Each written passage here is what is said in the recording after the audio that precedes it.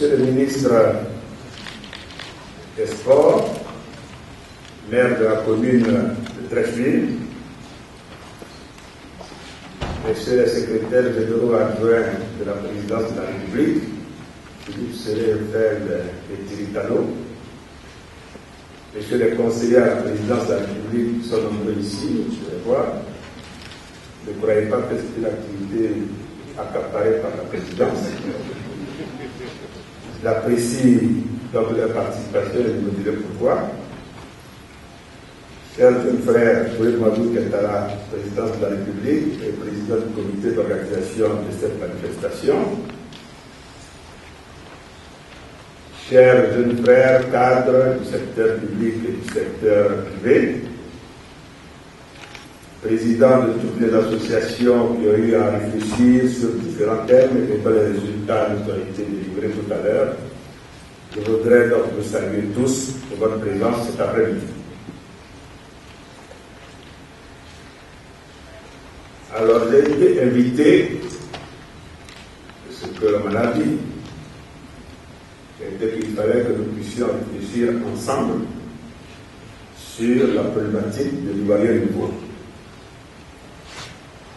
Mais avant d'en arriver là, il me paraît donc important, sans être exhaustif, mais de revenir sur le bilan du fondement, ou les fondements, pardon, du bilan de l'action du président de la République au cours des 4 dernières années.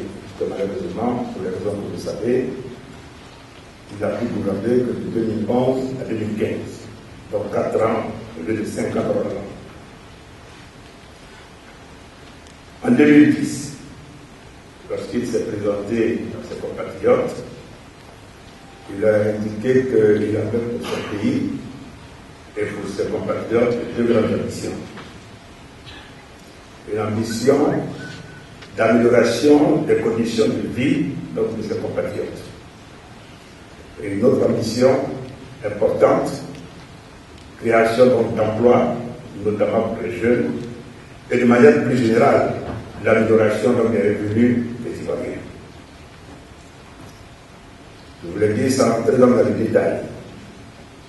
L'on peut considérer, vous l'avez dit vous-même, parce que vous êtes à l'intérieur de l'association, cadre du RHPP, vous avez suivi les activités du chef de l'État, vous les avez donc analysées, et nous arrivons donc tous à la conclusion que les engagements pris par le président ont été respectés. Concernant les conditions de vie de nos compatriotes, nous serons tous d'accord pour dire que nous avons une amélioration dans le secteur de la santé, avec des infrastructures nouvelles, avec des recrutements de personnel, etc. Nous serons tous d'accord pour dire qu'au niveau de l'éducation, nous avons également eu une amélioration avec des infrastructures nouvelles, des recrutements, des réformes. Dans le primaire et le secondaire, nous avons des années aujourd'hui académiques normales. La rentrée se fait à bonne date. Les examens se font à bonne date. Et nous améliorons d'ailleurs les taux de réussite aux divers examens, même s'ils ne sont pas encore totalement satisfaisants, donc pour les ambitions que nous avons pour ce pays. En matière d'eau et d'électricité, vous avez pu donc mesurer vous-même, ici et là, et le message est très fort dans les différentes régions qui sont visitées, que l'accès à l'eau et l'accès à l'électricité donc, sont des choses qui ont été améliorées. En matière d'emploi, qui fait l'objet, je dirais, de discussions un peu plus intenses. Les derniers calculs qui ont été effectués par le ministère de l'Emploi avec la présidence de la République indiquent que sur la période ont été créés effectivement en Côte d'Ivoire plus de 2 millions d'emplois, dont un peu plus de 350 000 dans le secteur formel.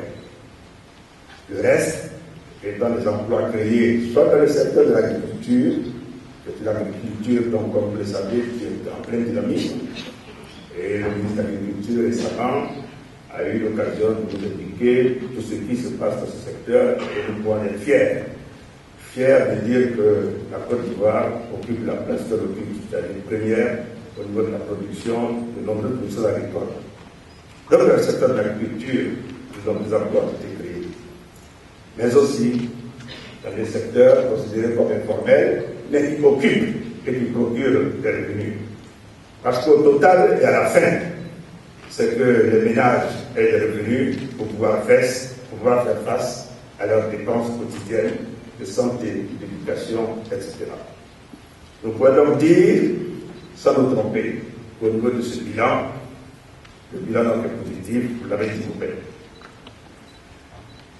Fort de ce bilan, mais aussi des attentes profondes donc des Ivoiriens. Et attentes qui sont nombreuses, et cela est légitime. Le président Ouattara a décidé de se représenter et de solliciter à nouveau, au niveau de ses compatriotes, un nouveau mandat. Pour approfondir ce qui a commencé et pour nous permettre, donc, dans les années qui viennent, de satisfaire encore plus les préoccupations de nos quotidiens, de nos concitoyens face à leur quotidien et améliorer encore plus les revenus donc, des uns et des autres. Je ne rentre donc pas dans les détails, comme je vous l'ai dit, vous savez, dans l'agriculture, les prix de production agricole ont été améliorés, les fonctionnaires 25 ans après ont été débloqués, le SMIC qui a été quasiment doublé, etc., etc. Donc il est clair qu'en matière de politique économique et sociale, les fondements sont là.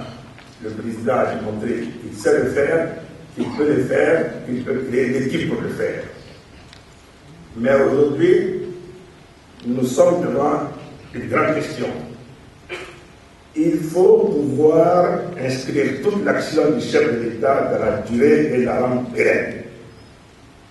Et ça, ce n'est possible que si nous considérons qu'en réalité, tout ce que nous allons faire pour l'animer, ce sont les hommes, pour en mesurer la satisfaction, ce sont les hommes.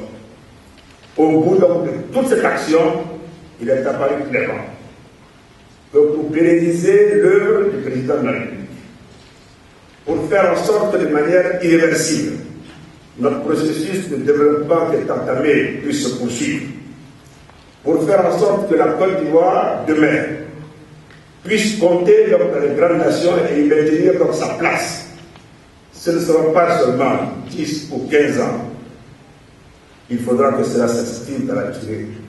Et cela ne peut se faire que si nous mettons l'homme au centre, pas seulement au niveau de la satisfaction des besoins, mais l'homme en tant qu'acteur de ce développement. Je prendrai 3 exemples pour vous dire pourquoi cela est important. Il n'y a pas longtemps, nous nous sommes retrouvés avec le chef de l'État à l'intérieur du pays. Et une école construite, toute nouvelle. Quelqu'un de la délégation, quelqu'un d'important, a décidé d'aller voir un peu ce qui se passe dans cette école. On était fiers puisque c'était une réalisation nouvelle qui avait été demandée dans cette localité et qui avait été réalisée. Et arrivé, on constate qu'on a un bâtiment neuf. Mais le proviseur, c'est un collège, a fait un champ de maïs dans la cour. Donc on allait le constater. Les salles de classe sont poussiéreuses, sont sales. Les enfants sont dans des conditions totalement inacceptables donc, par rapport, je dirais, à leur santé, etc. Mais pourtant, le bâtiment, il est là. L'État a fait donc, sa part. L'État donc, a investi. Ça, c'est un exemple. Au niveau de la santé, vous pouvez noter que d'importants investissements ont été réalisés. Je l'ai dit tout à l'heure. On peut les citer, les CHR, ici ou là, les hôpitaux généraux dans certaines localités. Même récemment, on a donc, au niveau du CHU de Cocody un joyau qui semble-t-il au niveau des urgences soit le deuxième qualitativement par rapport donc, après celui de l'Afrique du Sud. L'État là aussi a fait sa part. Mais ce n'est pas suffisant. Au niveau de la pharmacie de la santé publique, elle a été restructurée avec une injection de ressources pour permettre que les médicaments soient disponibles au niveau de nos citoyens. Là aussi, l'État a fait sa part, a fait la restructuration, a mis les moyens financiers, a regardé tout le circuit d'approvisionnement en médicaments de la pharmacie de la santé publique, mais aussi de la pharmacie vers tous les hôpitaux. Deuxième exemple. Troisième exemple, on peut faire comme des routes. Elles sont belles. Et on peut avoir des embouteillages monstres parce que chacun veut passer à la route. Il n'y a pas de discipline. Et après, au constat, on se demande, mais si on n'avait pas fait ces routes, mais comment est-ce que la circulation aujourd'hui dans Abidjan? Tout ça pour vous dire que quand on va dans l'hôpital, après tout ce qu'on a fait, et que l'on veut dire que des infirmiers, des personnes ici ou là, cachent les médicaments, les femmes ne font pas les prestations comme il faut. Quand ce comportement que je viens de décrire au niveau des usagers de la route est ce qu'il est, créant quelquefois des embouteillages absolument énormes, ça veut dire que l'État peut faire sa part. Nous pouvons avoir un cadre macroéconomique aussi cohérent que celui que nous avons aujourd'hui en Côte d'Ivoire, qui est envié partout, qui fait que nous avons une vraie réputation internationale.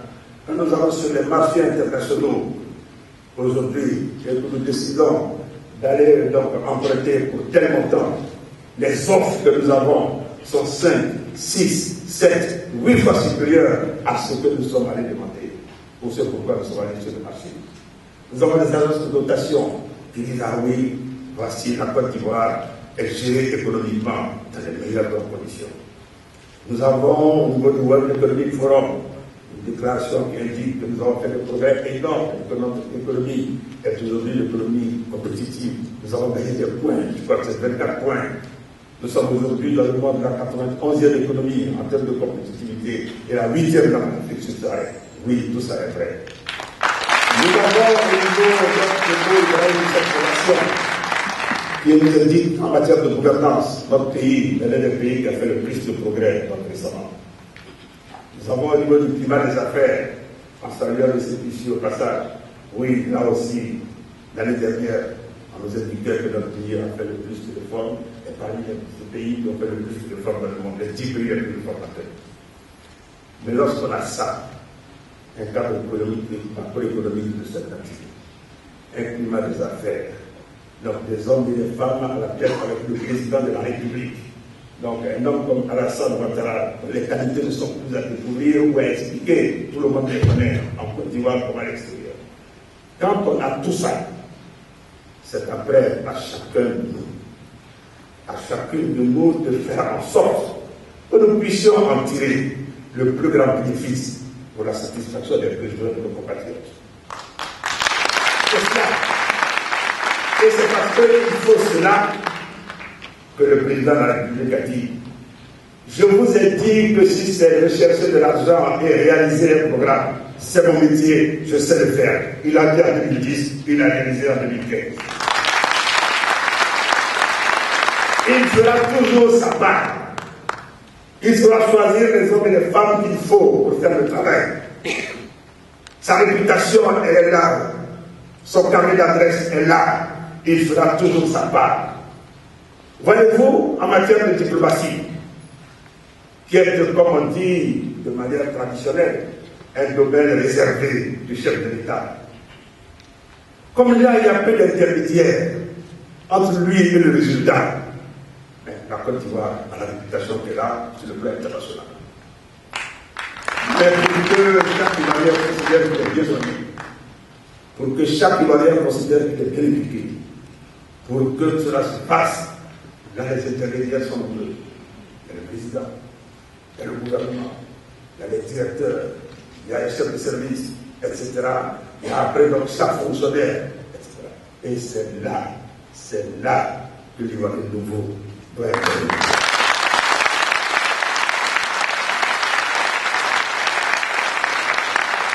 On est condamné à cela. Alassane Ouattara peut tout faire. Il peut faire beaucoup. Mais il faut que vous et nous, que nous tous, Ivoiriennes et Ivoiriens, nous acceptions et dire que nous devons accompagner par un comportement digne de ce nom l'action du président. C'est ce qui permettra à nos compatriotes de dire nous avons maintenant une situation d'endettement améliorée, donc parce que notre quotidien en a ceci ou cela. Alors, pour ça, c'est évident que, de mon point de vue, dans la chaîne, il faut des gens compétents. Ça, si ils sont médiocres, c'est difficile après. Donc il faut des gens compétents. Et le président de la République, je veux comprendre qu'avec le parcours qu'il a eu, ce soit une question à laquelle il est attaché. Que d'ailleurs nous raconter toutes les autres. Quand il devait être nommé directeur Afrique au Fonds monétaire international, il était à l'époque à la Banque centrale. Et qu'il a consulté le président Fouet. Le président Fouet lui a dit accepte. Moi, je me suis battu pour la partie de l'indépendance politique. Il faut qu'il y ait des Ivoiriens, des grands Africains qui se battent pour la partie économique. Et ça, ce sera donc ton devoir. Accepte d'ailleurs.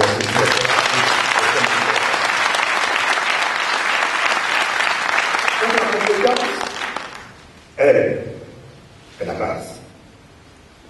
Mais après tout ce que je vous ai raconté, l'intégrité est aussi indispensable. Compétence sans intégrité, il y a quelque chose qui manque. Et pour tout le monde, nous devons simplement regarder notre devise. Union, discipline, travail. L'anecdote que je vous ai racontée concernant les routes, où l'on peut investir et avoir des embouteillages, la discipline, donc permettra de régler ce problème. Le travail est indispensable, il est indispensable. Parce qu'il faut que définitivement, en Côte d'Ivoire, on admette que la réussite, c'est une conséquence du travail. C'est au bout du travail la réussite. Et il ne faut pas s'asseoir et réfléchir et voir comment on peut faire de petits coups pour avancer dans la plupart. Non! Il faut se dire clairement que le travail est la base de la réussite. Et là aussi, il y a discipline, travail. Cela a été indiqué depuis le début de notre indépendance. Donc il faut travailler là-dessus. L'union est indispensable. On a vu ce que la division donc, a pu causer à notre pays. Donc l'Ivoirien nouveau, c'est forcément donc, un Ivoirien qui non seulement donc, a décidé donc, de travailler avec le plus de compétences, a décidé donc d'être intègre et discipliné, mais c'est quelqu'un aussi qui se dit il est important que notre nation soit rassemblée. Que nous ne devons pas donc, faire intervenir dans notre pays des discriminations de quelque nature que ce soit. Et avant toute chose, nous devons dire nous sommes Ivoiriens. Ça, c'est aussi l'Ivoirien. Alors, chers frères et sœurs, je n'en dirai pas plus. Je vous dirai simplement pour conclure. Si chacun veut devenir un Ivoirien nouveau, qu'il regarde à la salle Ouattara. C'est pas plus compliqué. C'est pas plus compliqué. On n'a pas besoin de faire de longues thèses pour vous expliquer. Moi, je vous dis simplement que c'est indispensable que cette Ivoirien nouveau naisse. Que l'État fera sa part avec toutes les politiques publiques donc, que nous connaissons. Mais pour que nous y arriverons, pour que cette Ivoirien nouveau-là arrive, il faut que chacun, en se couchant, en dormant, se dise j'ai envie de ressembler à Alassane Ouattara.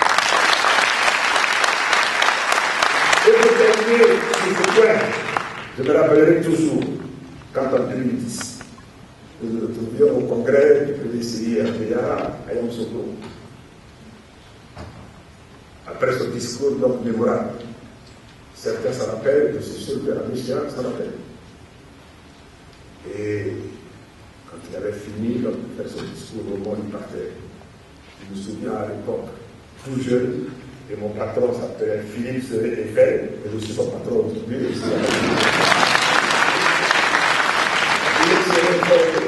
Des grands travaux.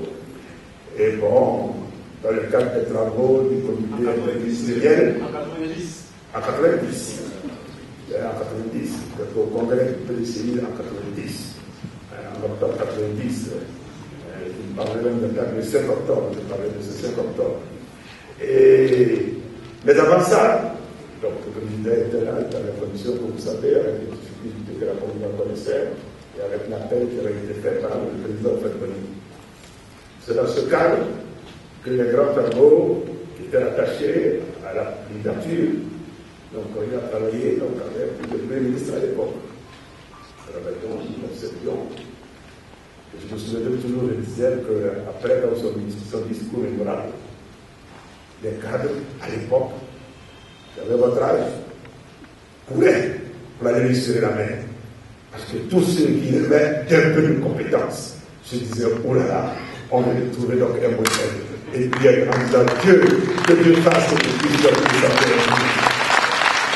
Alors, chers frères et sœurs, est-ce que nous voulons dire, parlant du gouvernement nouveau, parlant donc de l'ambition du chef de l'État, et je compte sur vous, pour les quelques jours qui restent pour la campagne, pour que vous continuiez à parler. Parce que quand vous êtes des leaders d'opinion, dans vos familles, mais ça ce n'est pas seulement cas, parce que même ce n'est pas cas, vous leaders de votre famille. Mais dans vos familles, vous comptez. Quand je dis famille, c'est femmes et enfants. Et dans la famille en général, en tant que cas, vous êtes par rapport de venir, vous comptez.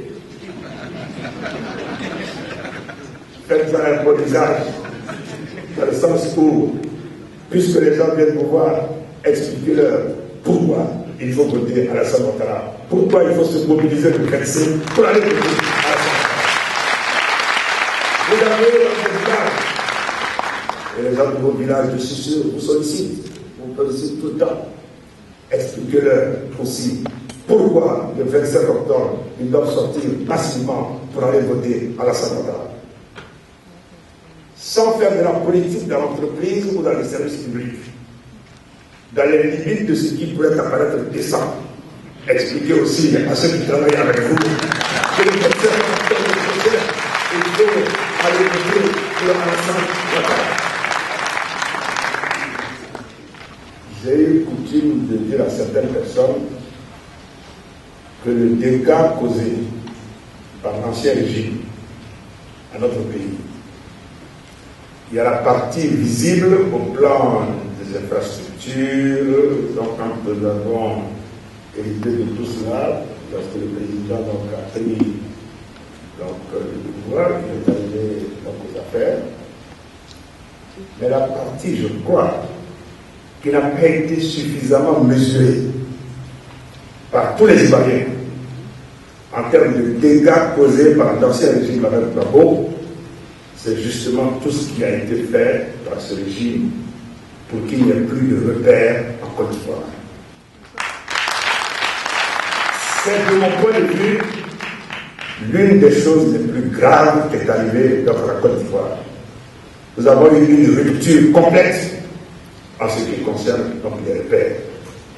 Et cette allée, donc comme un cancer, entre guillemets, heureusement que l'on peut guérir, celui-là, avec le nouveau concept qui est le médicament que nous vous proposons. Mais ça s'est diffusé dans la société. Malheureusement, au niveau de certains cas, et puis la débrouillardise généralisée donc a commencé à s'installer. Les 10 années de Gbagbo ont été terribles de ce point de vue. Alors, c'est évident que ça ne se redresse pas en 4 ans. C'est pour cela que quelquefois, on peut être amusé, mais on trouve quand même que ce n'est pas acceptable quand on entend les propos de quelqu'un comme Rafine Guessant. Parler de gouvernance ou de quoi que ce soit, je n'en dirai pas plus. Mais quand même, nous nous connaissons dans ce pays, comme on dit. Il est, lui, et toute l'équipe, l'antithèse de ce qu'on peut appeler gouvernance. Et aussi, pendant que cela puisse paraître, la naissance dans notre société de l'argent qui circule en contradiction avec l'argent qui travaille est justement la manifestation claire de cette vision. La circulation de l'argent tel que vécu dans le régime Gbagbo était donc la prévarication, le vol, etc. Et on avait le sentiment qu'au niveau des populations, certaines pensaient que l'argent circulait parce que vous piquez. Quand vous sortez, vous voyez un parent, vous voyez quelqu'un, vous lui donnez, etc. Ça s'appelait donc pour eux de l'argent qui circule. Mais nous allons dire, l'argent travaille, mais en force de travail, nous produisons de la richesse. Et c'est cette richesse qui a permis d'augmenter les salaires des fonctionnaires 25 ans après de l'imbloquage. Là, c'est de l'argent sain qui circule dans les poches. C'est une politique publique bien menée qui a permis d'avoir de l'argent qui circule dans les poches des paysans. J'ai été ministre de l'Agriculture. Quand j'étais ministre, les paysans n'étaient pas payés à plus de 500 francs du kilogramme de cacao. Et ce n'était même pas un prix garanti. C'était un prix indicatif. Aujourd'hui, avec la réforme qui a été faite, les prix sont garantis, sont respectés.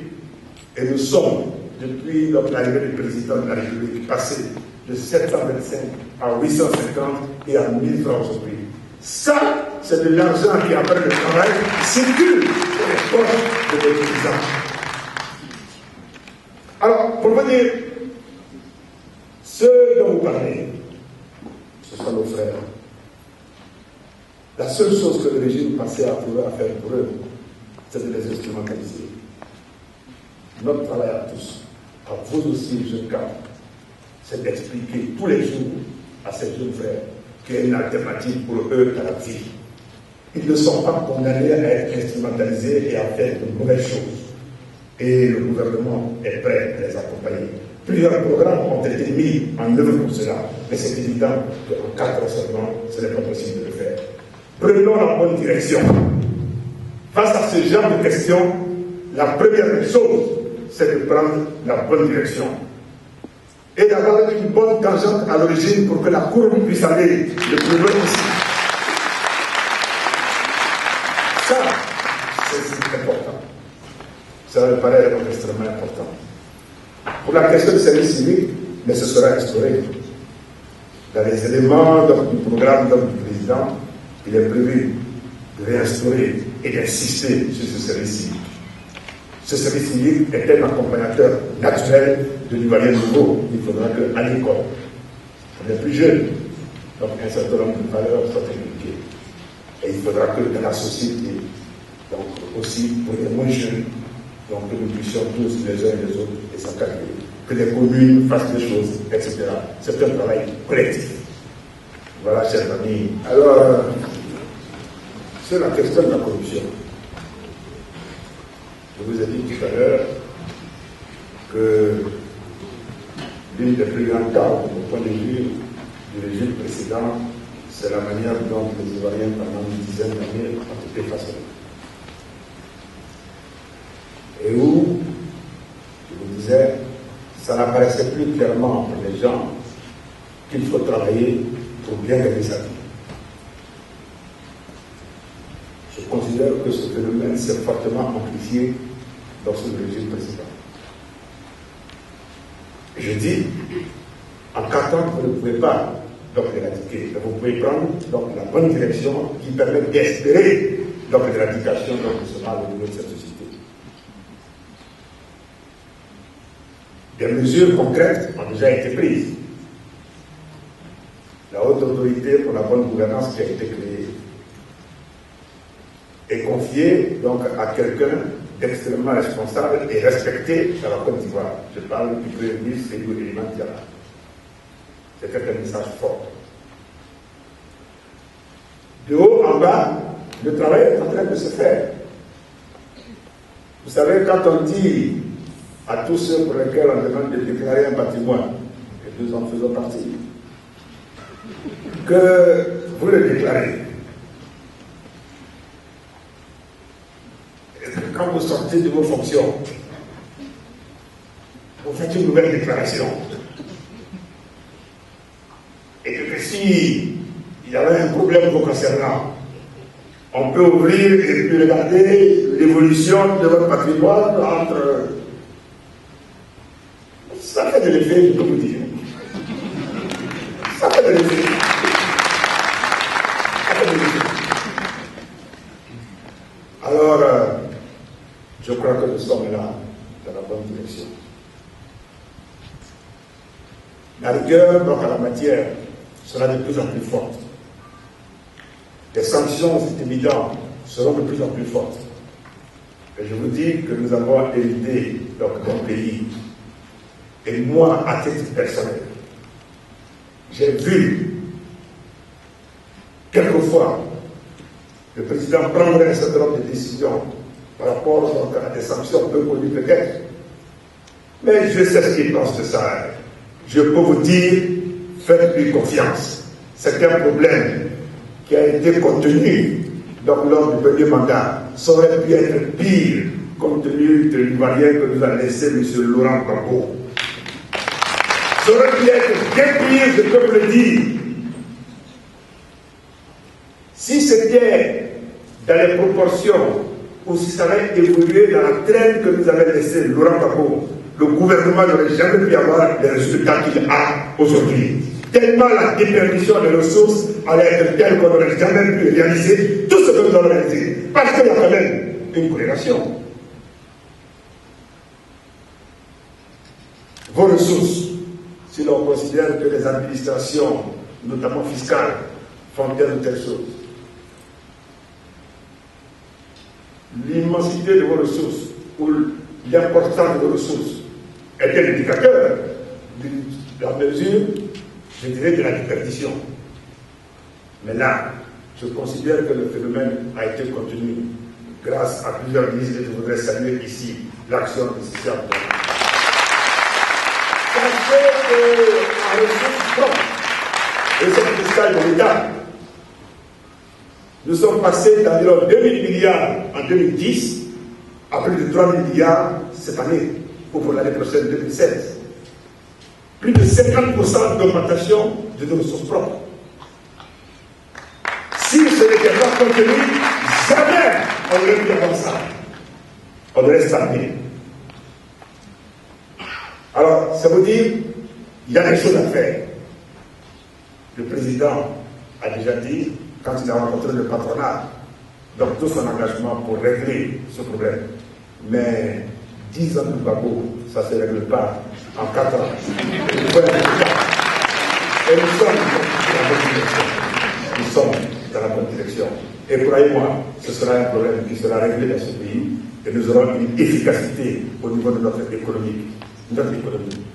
Chaque franc produira l'effet maximum qu'il doit produire.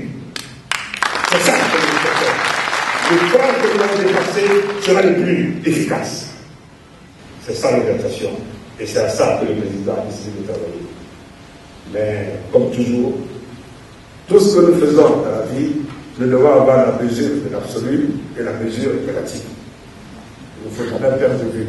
C'est un débat que nous avons souvent avec des personnes que je ne devrais pas citer dans cette salle. Alors ça, c'était sur la question de la corruption. Votre question, c'était déjà... La coercition. Oui, absolument. C'est évident. Là-dessus, il n'y a absolument aucun problème. Dans la vie, il y a les récompenses pour ceux qui font bien, et puis il y a les sanctions pour ceux qui font mal. Il n'y a pas de problème sur ça. Mais c'est bon quand même que nous éduquions dans nos populations. Ce que vous dites a quelque chose de tellement vrai, mais il faut éduquer les populations. Vous vous souvenez quand on est sorti du golf et puis le colonel Zoubi Zakaria avait commencé à mettre de l'ordre autour des marchés, des questions de salubrité, ou que le marché d'Akabé, ou que Anne-Loto, vous vous souvenez? C'est ce que vous voulez à nouveau. Donc, je ne sais pas plus. Bien, chers frères et sœurs, je voudrais vraiment vous remercier pour le temps que vous avez pris pour venir pour cet échange. Je voudrais remercier donc tous les conseillers à la présidence qui sont venus. Je voudrais remercier donc tous les Mamadou qui m'a contacté donc, pour revenir à cette manifestation. de féliciter ainsi que toutes les organisations qui ont travaillé donc, à faire de ce jour donc, un jour où nous avons pu échanger. Remerciements donc, à tous. Et vous dire donc continuez de vous engager fortement dans la campagne électorale. Il reste encore 3 jours. Et dans ces 3 jours, il faut non seulement continuer de convaincre, donc c'est Alassane Ouattara, convaincre qu'il faut aller voter, même si on se dit que c'est plié, et puis faire en sorte, en formant les uns et les autres, donc il faut bien voter. Donc ça, c'est la mission que nous assigne donc à court terme. Après l'élection, nous nous retrouverons pour que nous continuions à travailler donc ensemble sur l'Ivoirien nouveau. Alors, chers amis, merci d'avoir